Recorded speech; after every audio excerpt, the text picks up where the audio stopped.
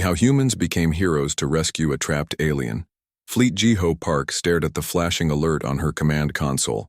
The Pathfinder, Earth's most advanced spaceship, had picked up something unusual while patrolling the edge of explored space. Jiho had been captain for just 3 months, and this was her first real test.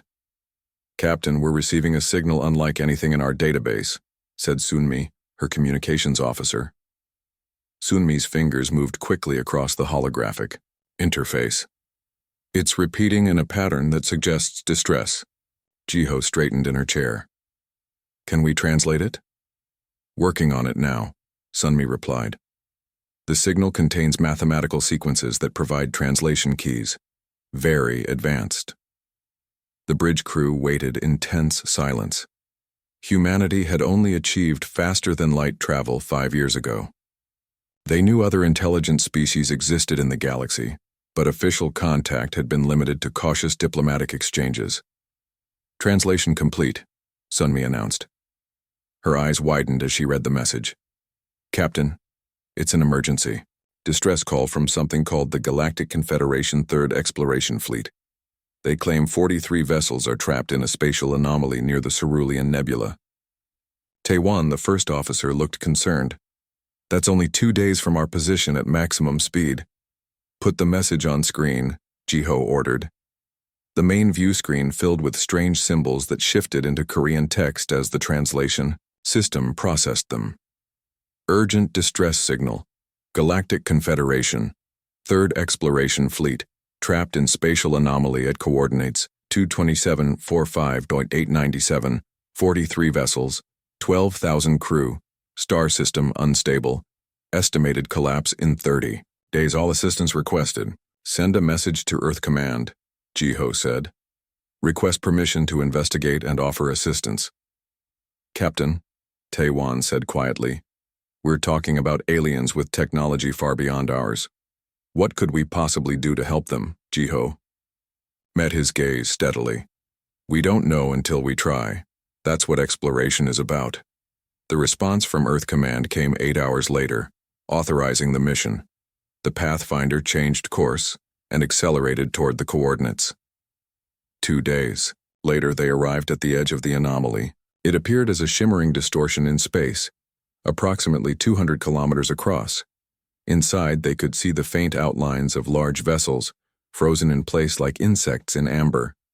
"Sensors detect extreme space-time distortion," reported Minsu, the science officer. "The ships appear to be caught in a region where normal physics doesn't apply." "We're receiving a transmission," Sunmi announced. "It's coming from a small vessel outside the anomaly." The view screen activated, showing a being unlike anything the crew had seen before. It had silver-blue skin and large, multifaceted eyes. When it spoke, the translation system converted its musical tones into Korean. "This is Sub-Commander Ha Jun of the Galactic Confederation. You are not recognized as a Confederation vessel. Please identify yourselves." Jiho stood tall. "I am Captain Jiho Park of the Earth vessel Pathfinder. We received your distress signal and came to offer assistance." The alien's eyes widened. "Earth? You are humans? Your species has achieved interstellar travel?" "Recently, yes," Jiho replied. "We detected your distress call and are here to help if we can." Hajun seemed to hesitate. "Captain Park, while we appreciate your response, I must inform you that the situation is beyond your technological capabilities. Our fleet was mapping the anomaly when it suddenly expanded. Our quantum drives and shield systems were rendered inoperative by the unusual physics." "Let us at least try," Jiho insisted. "Sometimes a fresh perspective can help." The alien studied her for a long moment. "Very well. I will transfer to your vessel to explain the situation in detail. Our escape pod was fortunately outside the expansion radius when the anomaly grew." An hour later, Hajun stood on the Pathfinder's bridge, explaining the situation to the senior crew. "The anomaly is growing because of the star's instability," he said, pointing to holographic diagrams. "Within 30 days, the star will collapse and the anomaly will likely destroy everything within it." Do-hyun, the chief engineer, studied the data. "Your ship's quantum technology is actually working against you. It's too sensitive to the spatial distortions." Hajun looked confused. How is that possible? Your technology tries to calculate and adjust for every quantum possibility, Do-hyun explained. But in there, the possibilities are infinite and contradictory. Your systems are caught in calculation loops. Ji-ho leaned forward. What if we use our simpler systems? Our fusion drives and electromagnetic shields might be less affected? Hajun seemed doubtful. Your technology is primitive by our standards. No offense intended. Sometimes primitive is exactly what you need, Ji-ho replied with a smile. We'll assemble a rescue team. As Hajun watched the humans begin their preparations, a flicker of hope appeared in his alien eyes. Perhaps these strange new beings could succeed where the Confederation's advanced technology had failed. The Pathfinder's crew worked day and night to prepare for their mission. 3 days had passed since their arrival at the anomaly's edge, and the dying star's violent flares reminded them of the ticking clock. Do-hyun led a team of engineers, who modified the ship's shuttle for the dangerous journey ahead. The shuttle's hull has been reinforced with a simple electromagnetic field generator, Do-hyun explained, as Ji-ho inspected their work. Our theory is that the field will create a stable bubble around us in the distorted space. Ji-ho nodded, studying the shuttle's new systems. The Pathfinder's cargo bay had become an improvised workshop, where human ingenuity faced its greatest test. Will it really work? She asked quietly. Do-hyun wiped sweat from his brow. Honestly, I don't know, but Hajun's data shows that the anomaly affects complex quantum systems the most. Our technology is basic by their standards. That might save us. Hajun had been joined by 3 more aliens who had escaped in pods before their ships were trapped. They watched the humans with growing curiosity. One of them, a scientist named Suho, approached Ji-ho. Your people work with such passion, Suho said. His silver-blue skin reflected the workshop lights. You know the chances of success are small, yet you continue. That's what humans do, Ji-ho replied with a smile. We've faced impossible odds throughout our history. Suho tilted his head. The Confederation has studied your transmissions. Your species has barely unified its planet. You still fight wars. You struggle with climate change and resource scarcity. Yet here you are trying to save beings you've just met. Maybe because we understand struggle, Ji-ho said. We know what it means to need help. The alien was quiet for a moment. Perhaps we have something to learn from humans after all. The next morning, Ji-ho gathered her volunteer team. She had selected Tai-wan, Do-hyun, and Hye-jin, the medical officer who had discovered something remarkable about human brain patterns. The aliens' scans show that our neural activity responds differently to the anomaly, Hye-jin explained during the final briefing. Their minds are more orderly, more structured. Ours are adaptable, with pathways that can reorganize themselves. What does that mean for the mission? Ji-ho asked. It means we might be able to perceive pathways through the distortion that their sensors can't detect, Hye-jin replied. It's like we speak a different language than the anomaly. The shuttle was loaded with emergency supplies, simple tethered devices, and communication equipment. Before boarding, Ji-ho addressed the gathered crew and aliens. Our goal is to reach the Confederation flagship and establish a stable connection. If we can link our systems to theirs, Do-hyun believes we can create a resonance effect that might free the ships one by one. Hajun stepped forward. Captain Park, I request permission to join your team. Ji-ho was surprised. You understand the risks? I do, the alien replied, but I have detailed knowledge of our ship's systems. You will need me. With Hajun added to the team, the shuttle launched from the Pathfinder. As they approached the one edge of the anomaly, the sensors began to fail.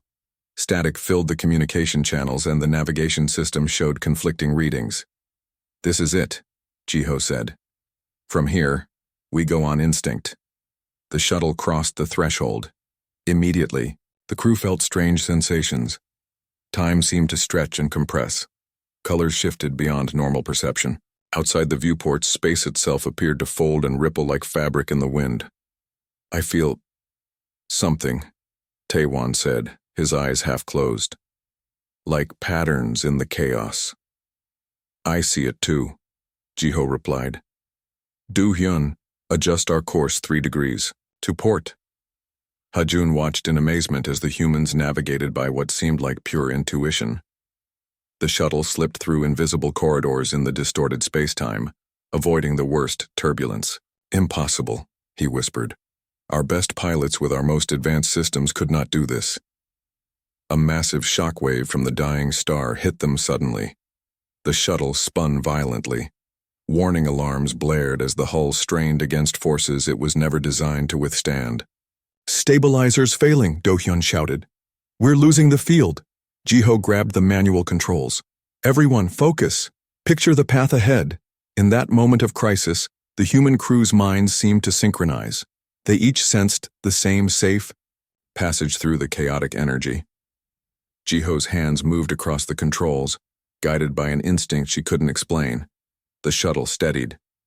Through the clearing distortion ahead, they could see the massive form of the Confederation flagship. We made it, Hyejin breathed. Hajun stared at the humans with new respect. So this is why you volunteered. You somehow knew you could do what we could not. We didn't know. Jiho corrected him. We hoped. Sometimes hope is enough to make the impossible possible. The shuttle drifted toward the massive Confederation flagship. Through the distorted space around them, the ship appeared to stretch and compress like an image in a funhouse mirror. Its sleek silver hull, normally shining with energy patterns, was dark and lifeless. Their power systems are in emergency hibernation, Hajun explained. The crew should be in stasis chambers to preserve life support. Jiho studied the enormous vessel. How do we dock if their systems are down? We'll need to use the emergency airlock, Hajun replied. It has manual controls that don't rely on the main computer. Do-hyun checked their shuttle's sensors. The energy patterns in this area are strange. It's like time itself is flowing at different rates around us. Jiho felt it too. Sometimes her movement seemed too quick, other times unnaturally slow. Outside the shuttle windows, bursts of light from the dying star stretched into long, colorful ribbons. Everyone put on your spacesuits, Jiho ordered. We don't know what conditions we'll find inside. The team suited up and prepared for their approach. Taewon guided the shuttle carefully toward the flagship's emergency airlock, a task made difficult by the unpredictable physics surrounding them. Almost there, he muttered, his hands steady on the controls, despite the strain visible on his face. With a gentle bump, they connected to the alien ship. Haijun operated the manual override to open the airlock. Remember, Jiho told her team, our goal is to reach the bridge and activate their emergency systems. If we can get basic power restored, we might be able to establish the rescue corridor. They floated through the airlock into the flagship. Inside, emergency lights cast a dim blue glow over the alien corridors. The architecture was strange to human eyes. Curved surfaces and unusual angles that somehow felt both beautiful and unsettling. The nearest stasis chamber should be this way, Hajun said, pointing down a corridor. We need to wake the captain and chief engineer. As they moved deeper into the ship, the anomaly's effects became more pronounced. In some sections, they had to push through air that felt thick as water. In others, they nearly floated away as gravity weakened to almost nothing. The distortion is worse inside the ship, Hyejin observed. I can feel it affecting my thoughts. Jiho nodded. Stay focused. Remember why we're here. They reached a large chamber where hundreds of pod-like structures lined the walls. Inside each pod, a silvery blue figure floated in suspended animation. Ha-jun approached a control panel. This won't be easy without main power. I need to manually override the stasis field for the command crew. While Ha-jun worked, Do-hyun examined the ship's systems with growing concern. The quantum core is completely offline, he said. The anomaly has it locked in some kind of feedback loop. Can we fix it? Jiho asked. Do-hyun frowned. Not directly, but I have another idea. If we connect our shuttle's simple fusion reactor to their systems, we might be able to create a small bubble of normal space-time around the bridge, just enough to get their main computer working again. A sudden, violent tremor shook the ship. Outside, the dying star flared dramatically, sending waves of energy through the anomaly. That doesn't feel good, Taewon said, steadying himself against a wall. The star is becoming more unstable, Ha-jun explained. We have less time than we thought. With careful precision, Ha-jun managed to revive 2 pods. The first alien to emerge was tall and elegant, with facial markings that distinguished them from Ha-jun. Fleet Commander Yuri, Ha-jun said with a respectful gesture. These are humans from Earth. They've come to help us. Yuri's large eyes studied the humans with a mixture of surprise and doubt. Humans? Your species was only beginning to explore your own solar system when our fleet departed. We learn quickly, Jiho replied with a smile. And right now your fleet needs our help. The second alien emerged, the ship's chief engineer named Kiho. After a brief explanation of their situation, the expanded team made their way to the bridge. The ship's bridge was a marvel of technology, even in its powered-down state. Holographic controls hung frozen in the air, and the view screen showed distorted images of the surrounding space. Your plan is risky, Yuri said after hearing Do-hyun's proposal. Connecting your primitive power source to our quantum systems could cause a catastrophic reaction. With respect, Commander, Jiho said firmly, doing nothing guarantees catastrophe. The star is collapsing faster than expected. We need to act now. Yuri considered for a moment, then nodded. Proceed. As Do-hyun and Kiho worked to connect the systems, Jiho stood at a viewport, watching the bizarre patterns of the anomaly. Something about the flowing energy reminded her of ocean currents on Earth. It's like water, she whispered to herself. It follows patterns, even in chaos. That observation would prove crucial in the hours ahead, as humans and aliens worked together against impossible odds, racing to create a path to freedom before the dying star claimed them all. The flagship's bridge hummed with new energy as Do-hyun's makeshift power connection brought essential systems back online. A warm glow replaced the dim emergency lighting, and dormant control panels flickered to life. Fleet Commander Yuri watched, with growing amazement as the impossible happened before her eyes. Your fusion reactor is crude but effective, Kiho admitted, studying the power readings. It's creating a stable pocket of normal space-time around us. Jiho turned to Yuri. Commander, we need to establish communication with our ship, the Pathfinder. My crew is working on a plan to extend this bubble and create a rescue corridor. Yuri nodded. Our communication array is partially functional now. We can attempt to send a signal. Outside the viewports, the anomaly swirled with increasing violence. The dying star sent another massive energy pulse through space, causing the ship to shudder. Alarms sounded as new systems came online, reporting the danger. The star is entering its final collapse phase, Kiho reported. We have hours, not days.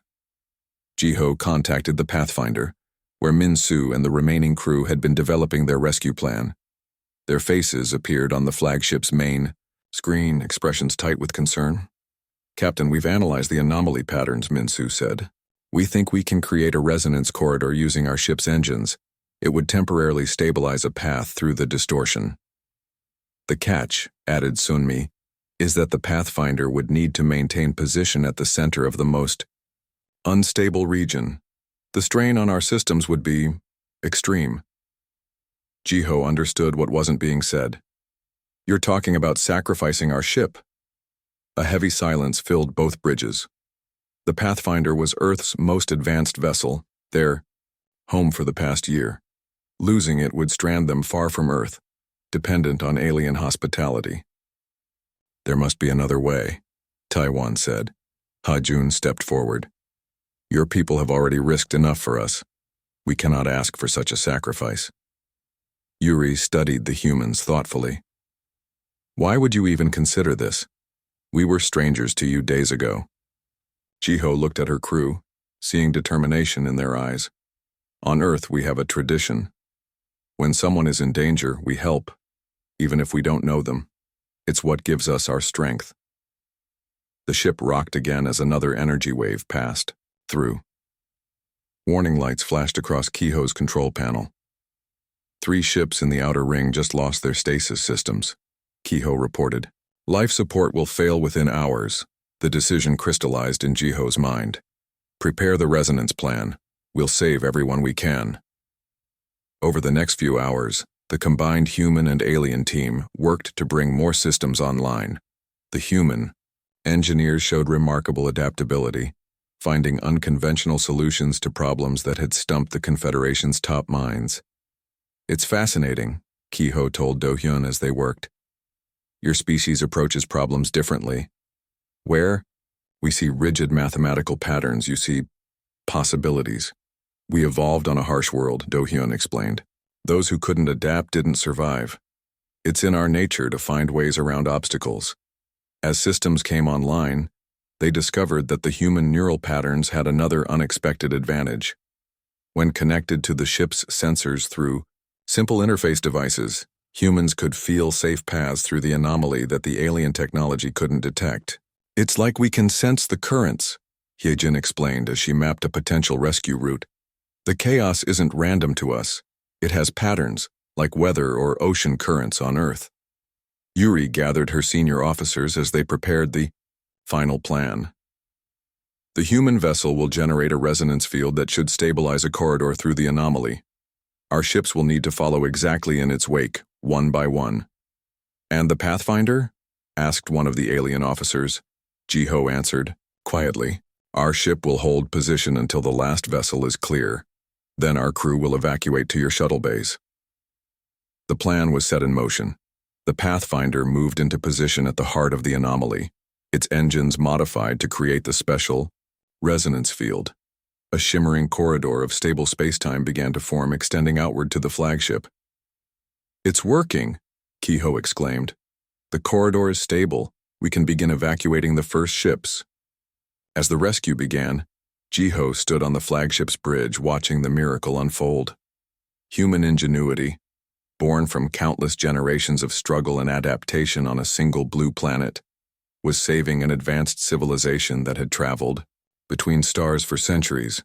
The corridor held firm as the first alien ships began their careful journey to safety.